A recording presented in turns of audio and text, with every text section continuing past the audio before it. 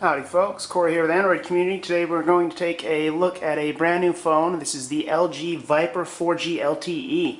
It's a nice little mid-range phone, but real quickly here, obviously I don't have a retail box, but I can show you, a little bit about what's in the box. As usual, you can expect, your standard charger and USB cable. Obviously when it lands on the carrier, it'll have paperwork and whatnot, but as usual we have the charger and the USB cable, so nothing really too new there, so we're going to throw that away and toss it aside to show you the main device, main thing here, which is the phone. Again, this is the LG Viper 4G LTE phone. It's actually available on the Now network. This is the first 4G LTE phone in the US not on AT&T or Verizon, so yeah, it's not quite rolled out yet, but we're expecting LTE available sometime here in the first half 2012. Really quickly, just on the actual phone from the Viper, we have a 4.0-inch display. It's got a 480 by 800 resolution screen, so no HD or large screen, but it's a nice little mid-range device. But around back, it's got a nice look. It looked quite nice and fancy.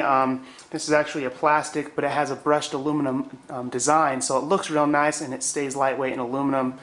But we have a volume rocker right here, 3.5mm headphone jack up top, along with the power button and standby button. There's a noise cancellation pin, and right here is the micro USB for charging. And as you come around bottom, we have the microphone, and then you also rip off the battery door with that.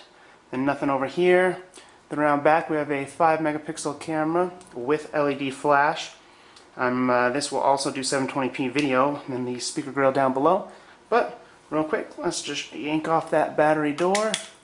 And under the hood of the LG Viper LTE, we have a 1.2 gigahertz Qualcomm dual-core processor with 1 gig of RAM and 4 gigabytes of internal storage.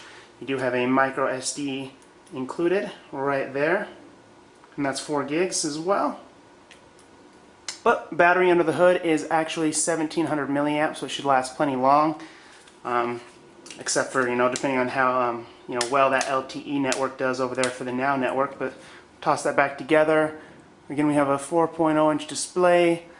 Get it booting. We have Android 2.3 Gingerbread. There's the front-facing camera, but we'll just give it a minute here and then we'll show you that stock Android build. The start screen gets a little loud, so just bear with me here. But not bad.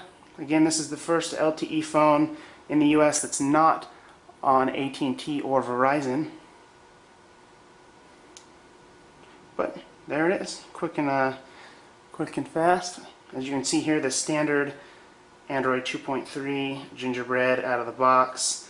We have some 4 capacitive buttons down below, and then as usual, like we're used to, here is the standard app tray. But as you can see, we have the little ID button down here. None of this is changeable. You can't put the browser or your something else down here for contacts, so you might want to toss that out real quick, for ADW or some other additional launcher. But so it's basically a standard 2.3 Gingerbread build with a few small changes from LG or the carrier. But and then as you can see right here below are the capacitive touch buttons: home, menu, back, and I can't even get through them without them disappearing the little light, so they're only LED lit, on the back, which is kind of a bummer. I found myself trying to hit menu or something and accidentally hitting home. Obviously you'll get used to that, but they just seem to disappear a little quick for me. But overall, for now we have 3G, and then you can expect 4G LTE sometime here in the next couple of months over there on the Now network. But for now there's only 3G here in Las Vegas. But that was just a quick look at the brand new LG Viper 4G LTE. LTE should be available shortly. Stay tuned for a full review.